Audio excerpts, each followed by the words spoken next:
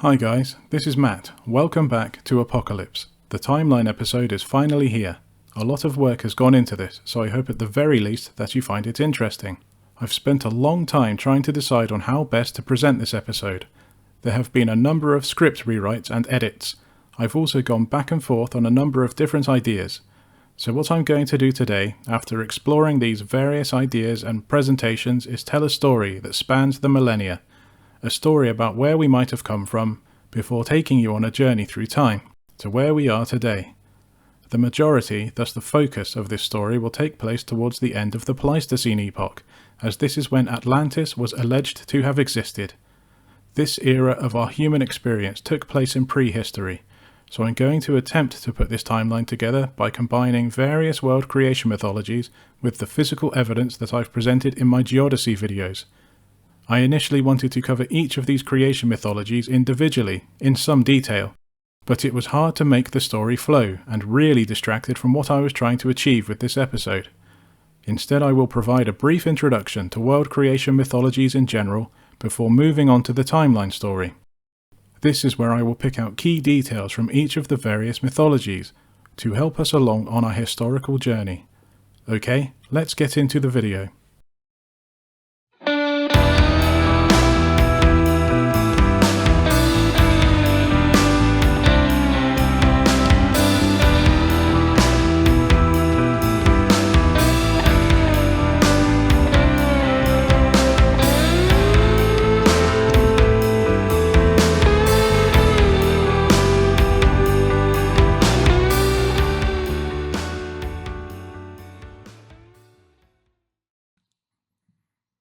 Okay, now that the introduction is out of the way, let us briefly delve into the various ancient creation mythologies that can be found all over the world, from South America to Egypt, even as far away as Japan. It makes sense that every region would have its own creation story, but what's really fascinating is that so many of them are based around a number of common themes, so much so that we're almost forced to accept that these commonalities are beyond coincidence, that they must all come from a common source. Before we touch upon these themes, we should first mention Plato's Atlantis story, as some of you may be surprised to hear that his tale of a prehistoric lost island is far from unique, almost certainly rooted from the same common source that influenced so many of the world's creation mythologies. Plato's dialogues, specifically the Timaeus and Critias, imply that the source for the Atlantis story was his ancestor Solon, who learned the tale from priests in Egypt. There are various creation stories that can be found throughout ancient Egypt, all differing somewhat from region to region. For example, we have the Heliopolitan, Hermopolitan, Memphite and Theban traditions, but despite their differences, they all seem to be based upon a much earlier document, almost certainly pre-dynastic in origin. This document was called the Sacred Book of the Early Primeval Age of Gods. It's my opinion that this document was also at the root of the story that was told to Solon by the Egyptian priests, even if it had already evolved somewhat by that time. This sacred book of the early primeval age of gods is now lost to us, but fragments of its contents can still be found today, although in a somewhat abbreviated format. These fragments are inscribed into the walls of the Ptolemaic temple of Horus at Edfu. If you want to learn more about this lost document and the temple at Edfu, then I might suggest that you watch episode 7 of my Atlantis series. Link is in the description below. Now that we've established a probable Egyptian genesis for Plato's story, we should probably explore the common themes that are found throughout various other creation mythologies, despite being separated by time, oceans, and continents. The first thing to note is that most of these creation mythologies should really be called cosmologies. They attempt to explain the origin of both the universe and of planet Earth itself. They represent a kind of philosophical model of the universe, with the Earth represented as an island, rising out of the primeval oceans of the heavens. In like manner, the Earth itself is a reflection of the heavens. The first people, or rather the first people to birth civilization, inhabited an island at the centre of the Earth's primeval waters. Is this an example of as above, so below, or is this simply a case of a number of different stories becoming more convoluted over the millennia? It's almost as if ancient astronomical knowledge had been melded with the story of a founder civilization that ended with a global deluge. Depending upon when or where you were in the ancient world, the particular cosmology or creation myth you might have been told would have been tailored to your particular civilization. Plato's story is no different. He takes the common themes found throughout the rest of the world's creation mythologies, then tailors them towards a Hellenic audience.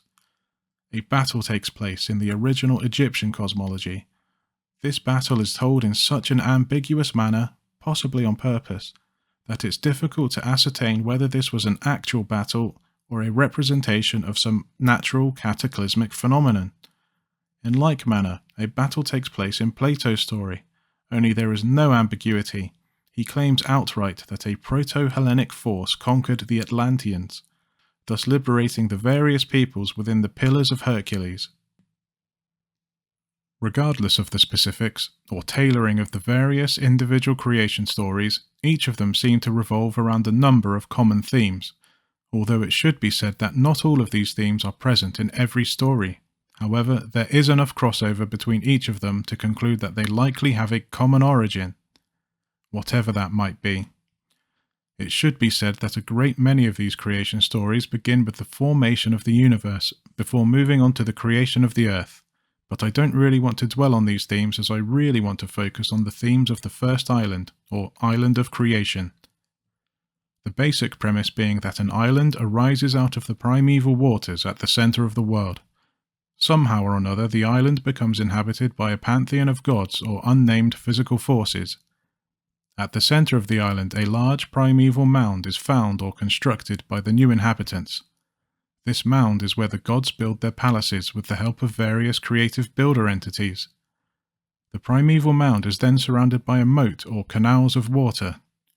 At the centre of the primeval mound, a sacred tree or pillar can be found, sometimes both. The tree links the world of mortal men to the heavens above and the underworld below. The pillar acts as the seat or throne of this founder civilization. Another theme that elicits curiosity is that so many of these creation stories feature various divine pairs of twins, birthed by the gods. Now, if we skip forward a little in the creation stories, after the bulk of the work is done, life enters into a golden age of abundance for quite some time. However, this golden age does not last forever. These stories very often end with some kind of cataclysm in one form or another. Common themes include earthquakes, floods, conflagrations, serpents, and the falling of the sky. If you want to explore the various creation mythologies or cosmologies in more detail, I would suggest that you start by reading Atlantis, Egyptian Genesis by Ian Driscoll and Matthew Kurtz. This is an absolute must-read for anybody who wants to look beyond Plato with regards to the topic of Atlantis. It will be obvious to anybody who has been watching my YouTube channel that I'm trying to make a case for a physical Atlantis, a location in actuality. Although I will share the following quote from Egyptian Genesis so that you understand the objective of the authors. The intention is not to give credence to the idea of an historical Atlantis, however, but to the possibility of an Egyptian source for the tale. Now there's just one more thing that I want to mention quickly before we get into the actual timeline.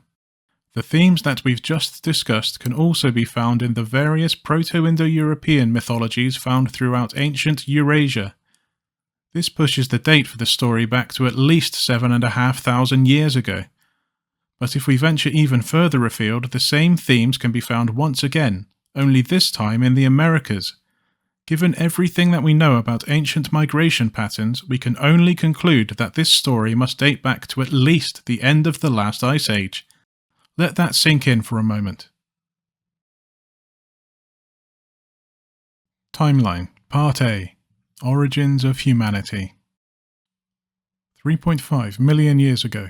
Although slowly cooling, the world was still moderately warm at this point in time, maybe 3 degrees centigrade warmer than it is today. But it was at this point in time that continental drift caused the Isthmus of Panama to close. This put an end to warm water currents that once flowed from the Pacific Ocean to the Atlantic Ocean. Cold Arctic and Antarctic waters caused the Atlantic Ocean to gradually cool over the next 1 million years. By 2.58 million years ago, the world had cooled so much that we would enter into not only a new geological period, the Quaternary, but we would simultaneously enter into a new geological epoch, the Pleistocene.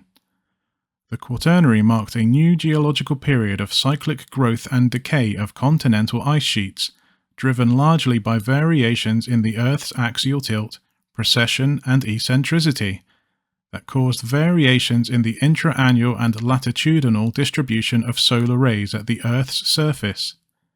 These growth and decay cycles caused great changes in both climate and sea level over relatively short spans of time. The average cycle had a length of 100,000 years. It was also at the start of the Pleistocene that the first genus of Homo emerged, as evidenced by stone tools found in Kenya, although it should be said that fossil evidence is still somewhat lacking. Over the next 2 million years, the genus Homo continued to evolve into several different species, until our own species, Homo sapiens, finally emerged somewhere between 350 and 300,000 years ago. By this time, the world had undergone approximately 15 to 20 glaciation cycles.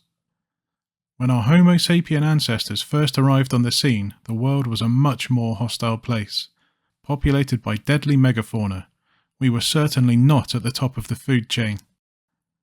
We were also not alone. Our species cohabited the world with at least 11 other species of Homo. There's strong evidence from stone tool records that we and our various cousins interacted with each other. They traded tools, skills, knowledge, and perhaps much more. Slowly, over the millennia, our various cousins gradually became extinct, one by one, until 50,000 years ago. At this point in time, there were only 3 species of Homo left remaining: Neanderthals, Denisovans, and Homo sapiens. 3 species of comparable intellect. Perhaps the repetitious climatic cycles of the Pleistocene were too much for our distant cousins to endure. Only the smartest, most adaptable, and those with a willingness to migrate would be able to survive. Less than 10,000 years later, 42,000 years ago, a catastrophe struck that even the Neanderthals couldn't endure. The Le Champ geomagnetic excursion, an event that lasted for less than 1,300 years, caused a short and incomplete reversal of the Earth's magnetic field. In addition to the reversal, the Earth's magnetic field strength was significantly weakened. At its lowest, it was reduced to just 5% of what it is today. Auroras would have been observed at the equator. Changes in atmospheric circulation would have meant that once habitable regions would have become inhospitable, and most drastically, solar winds would have penetrated the magnetosphere, causing significant damage to the ozone layer. It is thought that this geomagnetic excursion was responsible for a megafaunal extinction event in what is now Australia and Tasmania. It also seems to have been responsible for the extinction of Neanderthal. The damage to the ozone layer meant that our own species began to inhabit caves as a means of protection from the harsh ultraviolet radiation. If you look into the work of Martin Sweatman, in his book Prehistory Decoded, he suggests that cave art starting from 40,000 years ago might indicate that advanced astronomical knowledge was already known to our ancestors, with a possibility that they were aware of the 26,000-year precession of the equinoxes. Given that the caves act as a natural time capsule to preserve these ancient artworks, I think it then begs the following question: does this knowledge go back even further than 40,000 years ago, as earlier peoples had no need to seek shelter from the effects of the Le Champ's excursion? Hence, any earlier evidence of this knowledge would either no longer be preserved without the protection of the caves, or at the least be very difficult to find. Timeline, Part B, the Antediluvian World. Okay, now that I've given you a good background on where we came from as a species, I will now proceed to the part of the timeline that relates to my Atlantis research. Let it be said that I do appreciate a great deal of speculation takes place in this part of the timeline. I certainly don't want this to be set in stone. Think of it more as a model, a work in progress that still needs to be refined. 40,000 years ago, Homo sapiens were now recovering from the Le Champ's excursion. The Neanderthals were unable to survive, and the Denisovans were barely clinging on. In fact, they would soon go on to become extinct over the coming millennia. North Africa was in the middle of an extended wet and rainy period that began around 50,000 years ago, then ended approximately 30,000 years ago. This was known as the Mousterian Pluvial. The drastic increase in precipitation and the favourable climate meant that the Sahara Desert was once again habitable to both humans and animals alike. There would have been lakes, swamps and river systems, in addition to both grassland and woodland environments. Animals that we would typically find today south of the Sahara were now thriving in North Africa. It was during this time, circa 40 to 30,000 years ago, that I believe a group of people came across the Sahara's Adrar Plateau in what is now present-day Mauritania. I can't say who these people were. Perhaps they migrated from further south, incentivized by the now increased habitability of North Africa. Or perhaps these people came from the northeast, part of the Aurignacian peoples of Europe and the Middle East, whose ancestors had already left East Africa tens of thousands of years earlier. Europe was slowly heading towards a glacial maximum. Perhaps this was an incentive for some of the Aurignacian peoples to retreat back to the warmer climes from whence their distant ancestors once came. Before we go off on too much of a tangent, let's return our focus to the Adrar Plateau. Part of this plateau jutted out from the rest. It was a level plain that measured approximately 2,000 by 3,000 stadia, akin to the level plain described in Plato's Atlantis story. Whilst exploring the level plain, this group of people would have happened upon a huge depression in the plateau, measuring 40 kilometers in diameter. They would have looked down from the edge of a cliff and seen that 200 meters below them, at the center of the depression, were a large group of concentric circles measuring 20 kilometers in diameter. After they found a safe route to the bottom, they explored these natural circular formations. It was at this point in time that they realized that the surrounding cliffs, with only a few routes down to the bottom, would have provided a natural wall. This wall might have allowed them to manage the local wildlife and help protect them from the deadly megafauna that now thrived in the region. This group of people that began to settle what is now called the Richat structure were likely already armed with at least some basic astronomical knowledge, as discussed at the end of Part A. If they understood astronomy, they must have had at least a basic grasp of geometry. In today's era, we take navigation for granted, with the ability to find our way anywhere in the world using smartphones and satellite navigation. In the distant past, long before the invention of even basic maps, people would not only have to familiarize themselves with the local terrain, they would also have to use the sun and the stars to navigate over longer distances. Given that ours is a migratory species, it is likely that our distant ancestors also had a grasp of latitude, even if they didn't fully understand the concept. They likely observed that certain stars would appear or disappear the further north or south that you travelled. With the protection of the high cliffs that surrounded the Richat structure, this group of hunter-gatherers could begin their pursuit of knowledge and further develop the human understanding of both astronomy and geometry over the next few thousand years. The naturally circular topography of the central rings would certainly aid the inhabitants with their pursuit of astronomical knowledge. Tracking the heavens, multiple generations would have yielded some fascinating insights into phenomena such as precession and the Earth's axial tilt. Circa 30,000 years ago, the Mousterian Pluvial was slowly coming to an end. North Africa was becoming more arid once again. As life gradually became more difficult, the people that settled the Richat structure now had an incentive to look for a new location to settle. To the south, the environment more closely resembled the Adrar Plateau in its prime, only it was hard to find somewhere that could be managed as easily as their natural fortress. To the north was Europe, which was even less attractive, populated by deadly megafauna, not to mention the fact that the world was heading rapidly towards a glacial maximum, with Europe growing increasingly colder. These people likely lived in relative luxury and wanted to find a new homeland. They didn't want to go backwards in their development. With thousands of years of developed knowledge, they were now in a position to start exploring the great ocean that lay to the west. Now we know for a fact that humans have been deep-sea fishing since at least 42,000 years ago, but this had always been relatively close to the coastline. These people of the Adrar Plateau were looking to explore the great ocean, likely with little knowledge of deep ocean currents and with absolutely no idea of where they were going. The safest course of action would have been to pick a latitude and head west until you found land. If you hadn't found anything within a week or two, it was time to head back home and choose a different latitude.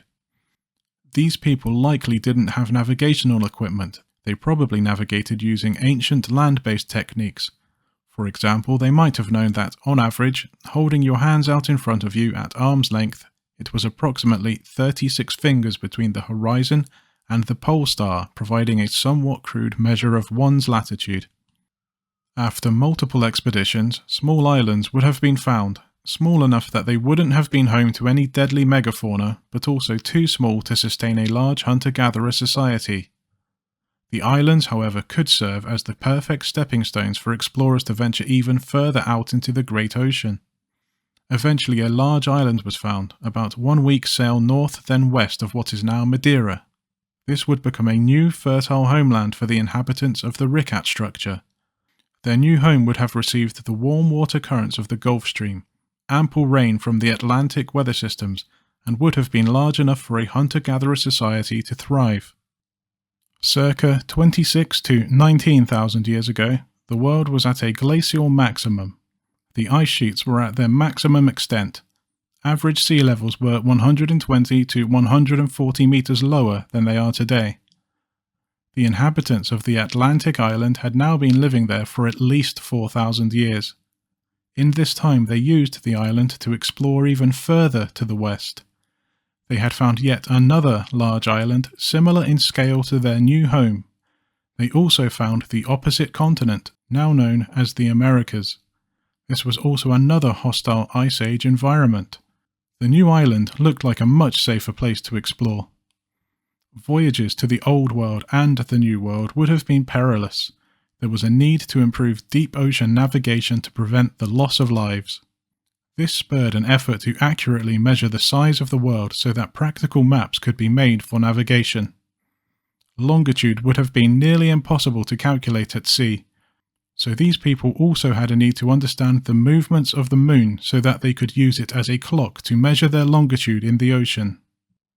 The astronomers of the Atlantic island, or should we say Atlantis, likely already had at least a crude idea of how big the world was. They likely also had a rough measurement of both the size and distance to the moon. What they needed now, though, was accuracy. They decided to build a number of observatories for multiple purposes. They built observatories at latitudinal intervals of sevenths from the equator. See episode 9 for a full explanation of this. After several surveys, it was decided that observatories should be built at the latitudes of 2/7, 3/7, and 4/7 intervals from the equator, for two reasons. Firstly, their new home was located on the 3/7 latitude, so it made sense to use the latitudes either side of them for logistical reasons.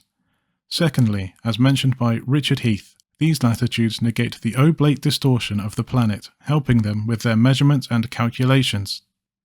The first and most important observatory was their old homeland, the Richat structure. They likely already had thousands of years of data from this site, but more importantly, it was located within the tropics. This meant that the sun would pass directly overhead at certain times of the year, and there would also be times when the moon would pass directly overhead. This could have helped them with parallax calculations taken simultaneously from other observatories.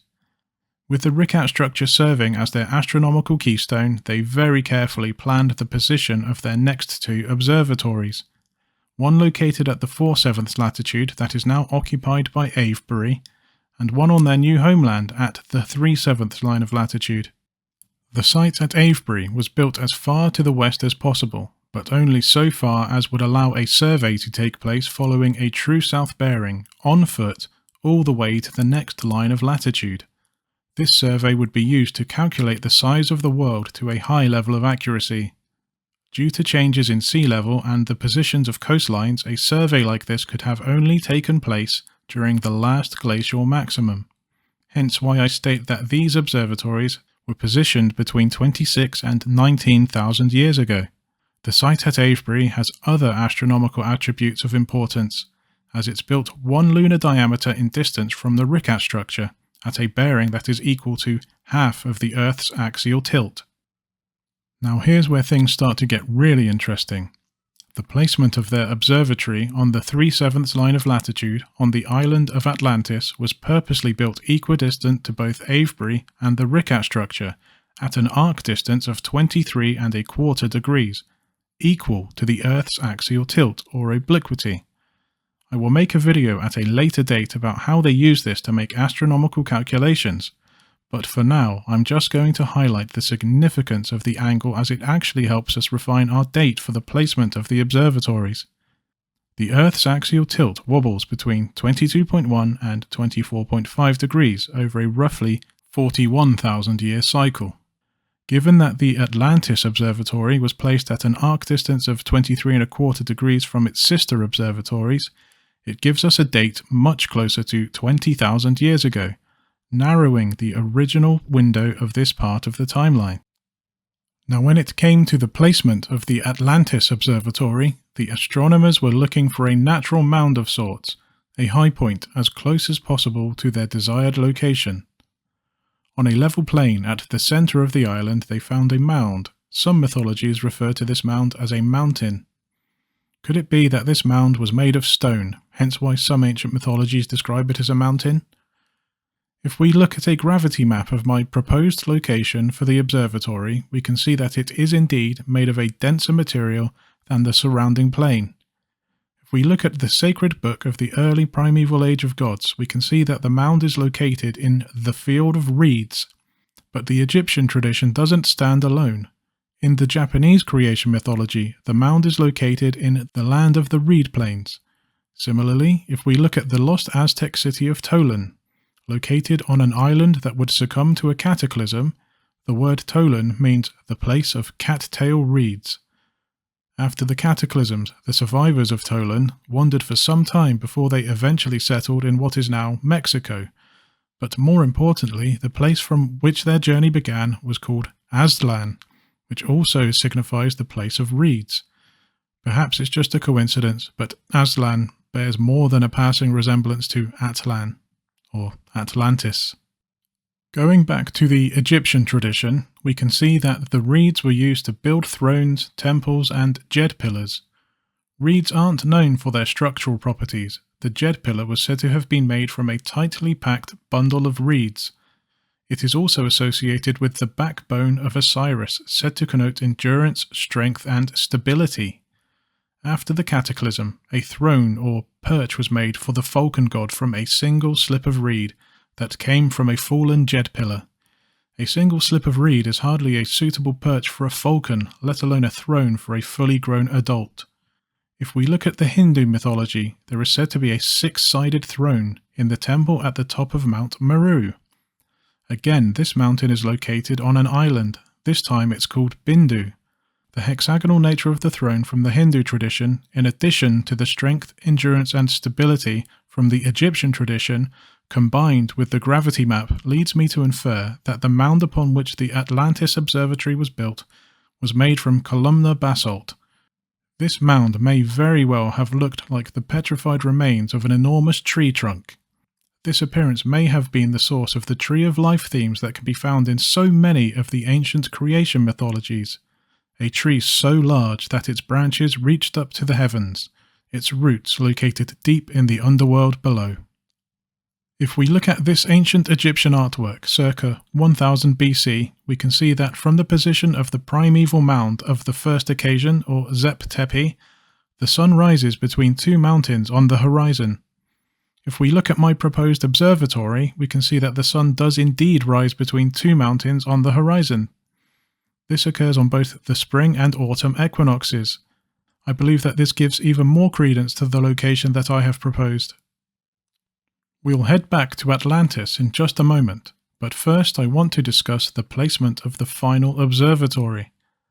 This observatory was placed on what is now the Great Bahama Bank, a sizable, now submerged island off the east coast of the Americas. This observatory didn't need to serve as many functions as the others. The main purpose of its existence was to chart the movements of the moon on the west side of the Atlantic Ocean, thus assisting navigators with their longitude calculations when setting off from the coastline of the Americas. If we draw our attention back to Atlantis, we find that the primeval mound upon which the observatory was built grew into the hub of a new settlement, maybe even a city. The columnar basalt was both strong yet easy to quarry. It likely became the building material of choice for the most important structures in the city. Several canals or moats were built to encircle the original mound. Water was channeled to these canals from the mountains to the north. What was the purpose of these canals? Did they provide protection? Did they facilitate the movement and trade of goods? Was it a simple tribute to their original homeland back in North Africa? Or perhaps their circular configuration aided with some of the astronomical observations that were made on the mound? Maybe there were a variety of reasons. Excavating these canals would have been no easy feat, given that the largest canal was 5 kilometers in diameter and half a kilometer wide. This would likely have taken many lifetimes, probably hundreds of years. Plato made reference to the construction of the canals. He gave us accurate dimensions that tally up with the site that I propose to be Atlantis. We also see reference to the canals in Egyptian, Jain, and Hindu mythologies. Circa 19,000 years ago, towards the end of the last glacial maximum, the Atlanteans had established a settlement or city on a temperate island in the middle of the Atlantic Ocean. They were free from the harsh environments and dangerous animals that could be found around the rest of the world. They had time to further their technology. Perhaps they entered into the Neolithic a few millennia before the rest of the world. Maybe they even began to mine for metals as loosely alluded to by Plato. Having established themselves and having already calculated the size of the planet, they sought to map and explore the rest of the world. After decades, centuries, or perhaps even millennia of exploration, the Atlanteans had a world map.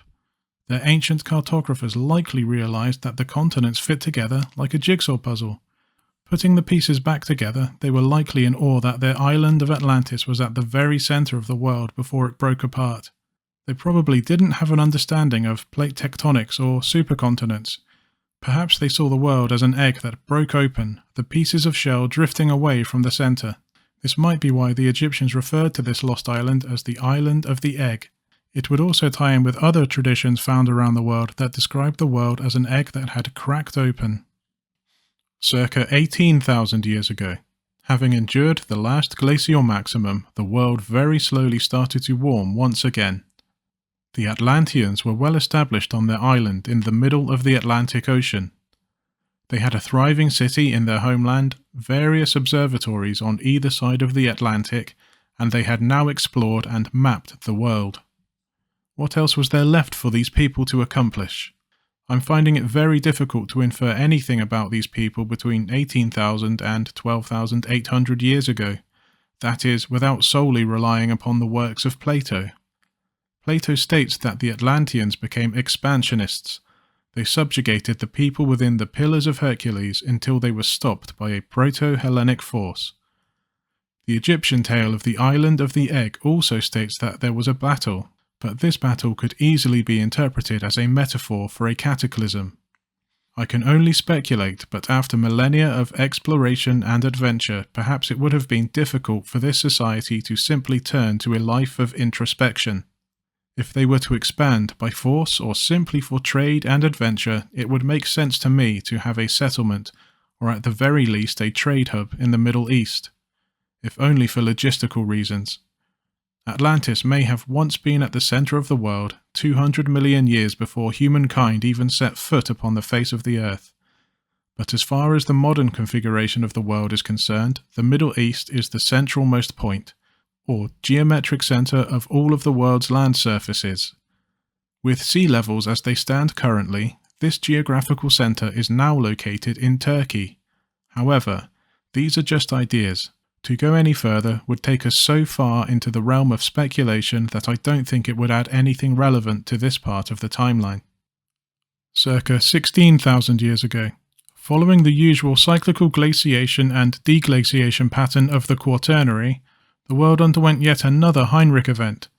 Effectively, large groups of icebergs broke away from various glaciers and began to traverse the North Atlantic. It looks as if the large volumes of fresh water that were added to the oceans altered their usual thermohaline circulation patterns.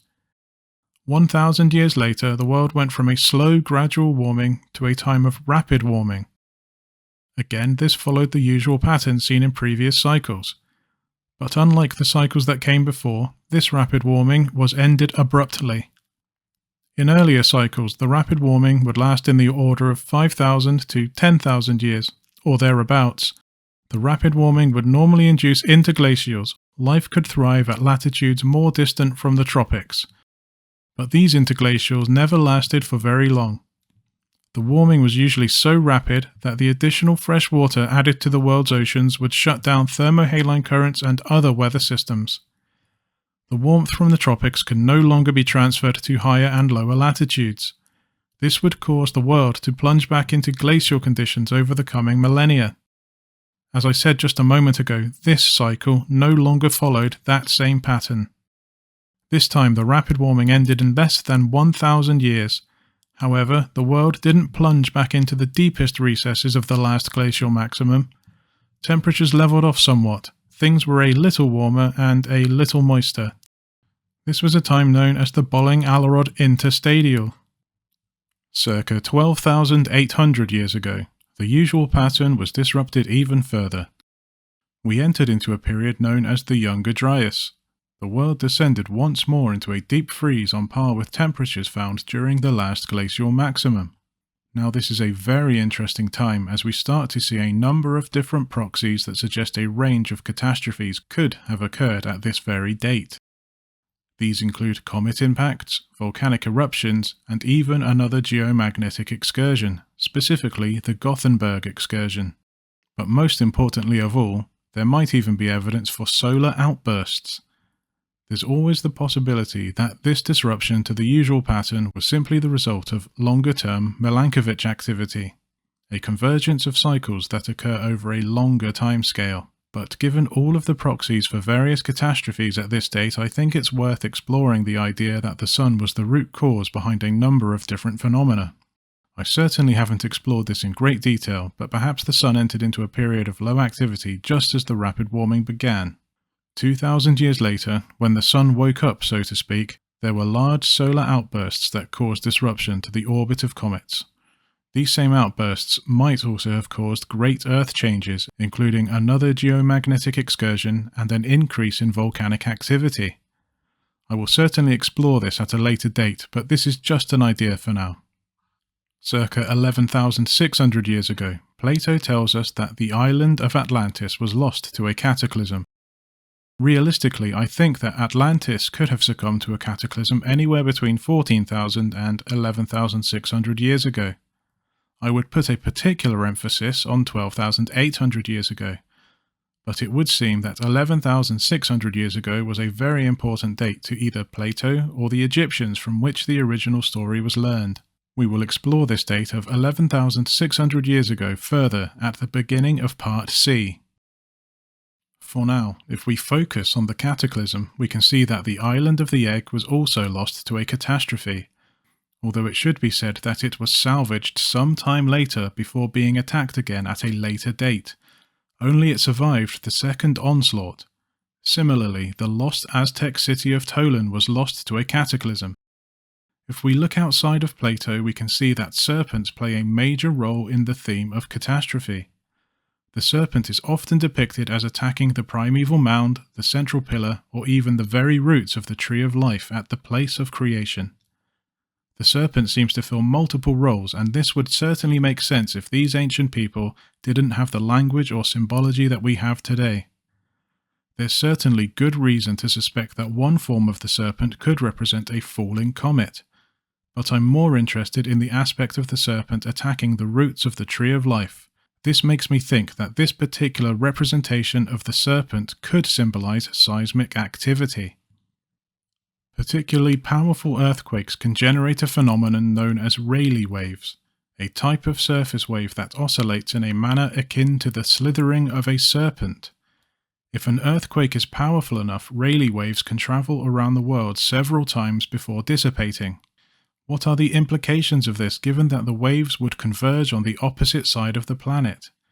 Is it possible, if conditions were just right, that wave superposition would allow for damage to occur on the opposite side of the planet? Antipodal to the Azores we find the East Australia hotspot. The cause of volcanism in this area is uncertain, but seismic surveys suggest that the presence of a mantle plume is unlikely. What we do know is that the East Australia hotspot was particularly active at the end of the Pleistocene and the beginning of the Holocene. There have been no further eruptions there for the last 5,600 years. Again, this is an idea that I need to explore in more depth. So what happened to the people of Atlantis? Most of the ancient stories of a deluge suggest that nearly everyone perished. I would infer from Plato's story that nearly everybody on the island died. We can find a similar story on the island of the egg, but the Aztec tradition suggests that there were survivors on the island. They sought shelter in Chico-Moztoc, the Seven Caves. Given that this account is only found in the Americas, perhaps these people sailed west after the cataclysm. There also would have been survivors at the observatories in the Bahamas, Avebury, and Mauritania.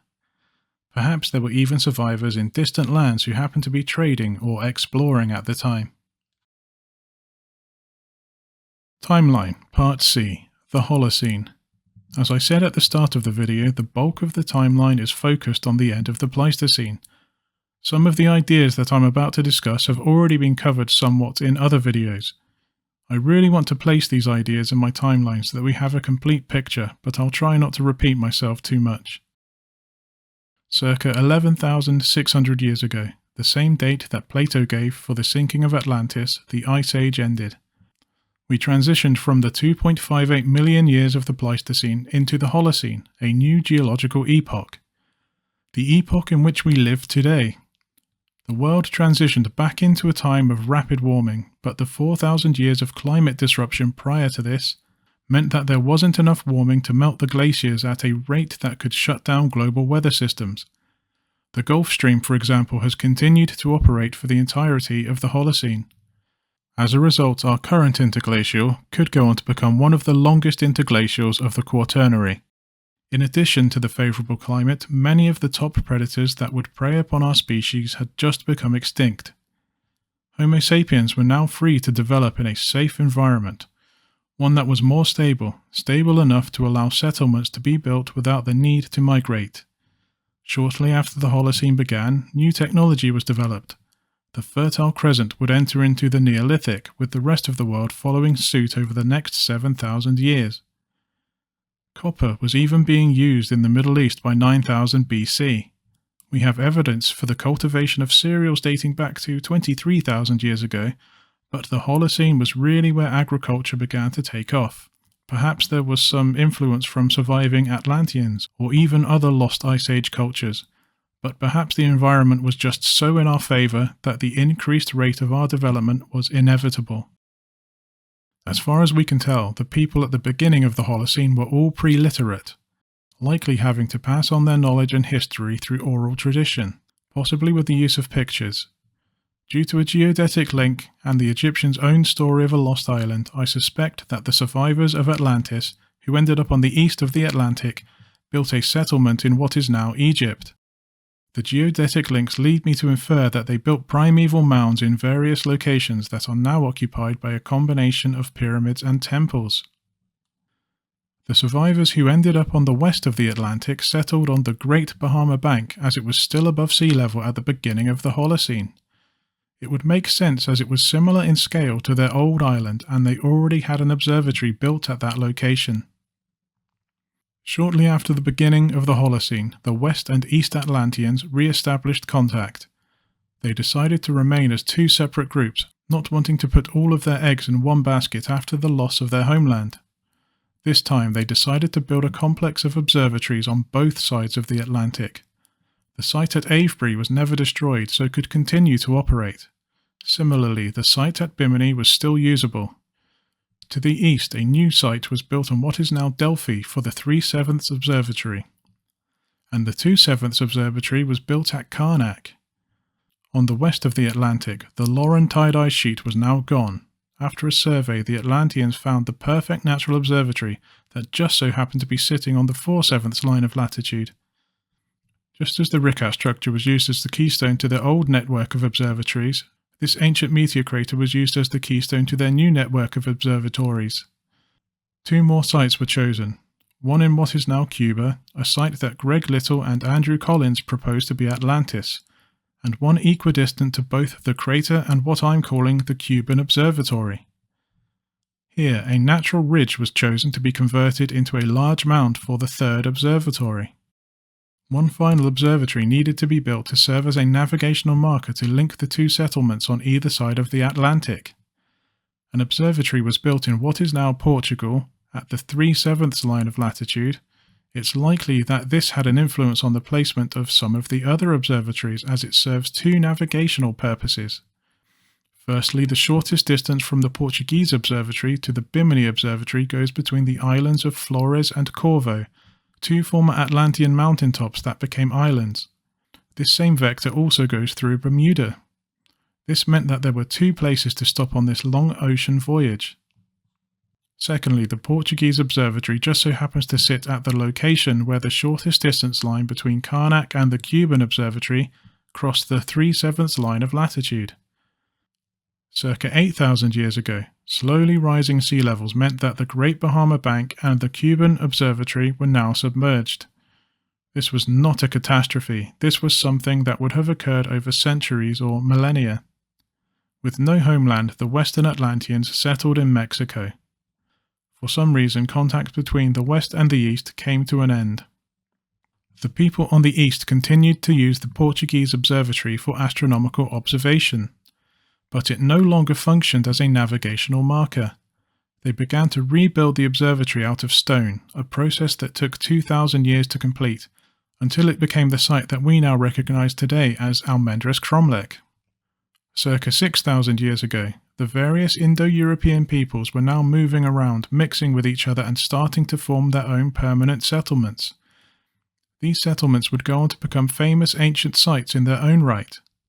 The movement and mixing of peoples meant that the Atlantean story was starting to become more convoluted. Over the next 1,000 years or so, the story would change and evolve to become similar but separate creation stories for these various peoples. Circa 5,000 years ago, 100 years into the first Egyptian dynasty, information from the distant past, possibly from oral tradition or as a relic from their ancestors, was re-explored once more. Perhaps the sacred book of the early primeval age of gods was rediscovered. The Egyptians made contact with the inhabitants of ancient Britain. Both cultures decided to rebuild some of the old world monuments, this time out of stone, a material that would endure the test of time. The Egyptians began to build their sacred temples over the top of sacred mounds from the past. The people of ancient Britain placed the first 3 stones at Avebury, the Cove Stones, but progress was hampered as a new people, the Bell Beaker culture, began to settle in Britain. After a few hundred years, the 2 cultures in Britain merged to form one people, then began to recontinue the project. Circa 4,600 years ago, Egyptian technology had moved on so much that they were now able to build pyramids. Contact was re-established with the peoples of the Americas, who had now mixed with a number of different peoples. The biggest construction project the world had ever seen was to begin. The Egyptians began to build their pyramids over the top of their most sacred mounds from the past. They started with the Step Pyramid of Djoser, while at roughly the same time the first pyramids in the Americas were built at what is now Corral. It was also at this time that the site at Avebury was upgraded to the largest stone circle that the world would ever see. Circa 4,400 years ago, the site at Avebury was finally completed, with the building of Silbury Hill, a monument exactly 1,000th of the distance between the 4/7 and 3/7 lines of latitude. This served as a monument to the first survey that accurately measured the size of the world 20,000 years earlier. Circa 4,000 years ago, both sides of the Atlantic were entering into an era of growing empires and civilizations. Power struggles within nations and between civilizations were on the rise. Motives were changing, and the agendas of leaders were beginning to overshadow a common purpose. Over the next 4,000 years, empires would rise and fall. Contact across the Atlantic was lost, and the story of a lost island became nothing more than a myth. Circa the present day. After millennia, the subject of a lost land of creation, whether by the name of Atlantis or one of its other derivatives, is still a subject of fascination to many of us. It's clear that an event of some kind occurred at the end of the Pleistocene, an event that still has an effect on our present climate. Whether this was the result of a cataclysm or just the result of longer-term Milankovitch cycles is a matter for debate. We're now in a highly extended interglacial, going by the patterns of earlier cycles, one that should already be on the way down. This highly extended interglacial has allowed our species to thrive, populate the planet, and develop technologies that would likely seem as magic to our distant Pleistocene ancestors. This same technology, particularly of the last few decades, has also biased our way of thinking. It makes it difficult to understand how innovative our ancestors must have been to survive the onslaughts of the last 350,000 years. It's possible that we may even have to relearn skills that our ancestors took for granted if nature decides to end our current good run. As far as the geology goes, we are still in the Quaternary. That means we will return to the cyclical pattern of glaciations and deglaciations. Considering that most of the possible melting that could have taken place during this interglacial has already occurred, I'm not sure if there's enough ice left to cause a catastrophic interruption to the world's thermohaline circulation patterns. Perhaps this means that we can enjoy a few more thousand years, maybe even tens of thousands of years before we enter into another ice age. This 10th episode, following the subject of Atlantis, is going to mark the end of this particular series. It's certainly not going to be the last video that I upload or even the last video regarding the subject of Atlantis. It's difficult to know where to compromise when making these kinds of videos. I feel like I have to skim over some of the details to keep the video flowing, so that it's still watchable without becoming too monotonous. I think it would be difficult to convey some of the ideas that I've developed using the medium of video, whilst also keeping the audience engaged. I am in the process of writing a book about Atlantis. Here I will be able to really dig into some of the more technical aspects of my research in greater detail. There are also other videos that I would like to make that deviate away from the theme of Atlantis, but rest assured they will still follow a similar theme. I will upload an update sometime in January with regards to how I want to develop this channel. As for this 10-part series, you will probably see how some of my ideas have developed over the course of the last 2 years. I started out looking for a group of concentric rings at the centre of the Azores Plateau. This ended up turning into a journey down a very deep rabbit hole. Revelations came to light when my proposed location turned out to lie on one of 3 very important latitudes.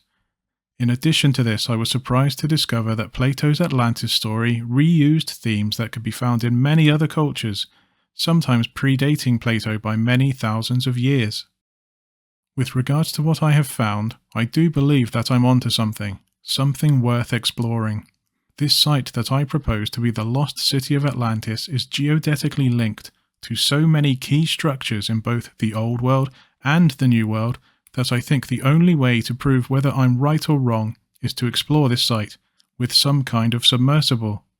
With the information that I can find, I've tried to put together a timeline of events as best as I can, but a great deal of speculation takes place to try and understand the intentions and motivations of the people that settled the mid-Atlantic. Let's say I am correct, that I have found the lost city of Atlantis. It doesn't mean that the timeline is correct. Maybe parts of it are correct, maybe none of it is. Really, I think the main objective now, as I said earlier, is to actually explore the site, or first find a way to explore the site. We can worry about the timeline of events after we prove that this location was once a lost city, or alternatively, just an interesting natural feature on the bottom of the ocean. If you liked this video, please like and subscribe. I'll be back in the new year. Have a good Christmas, everyone.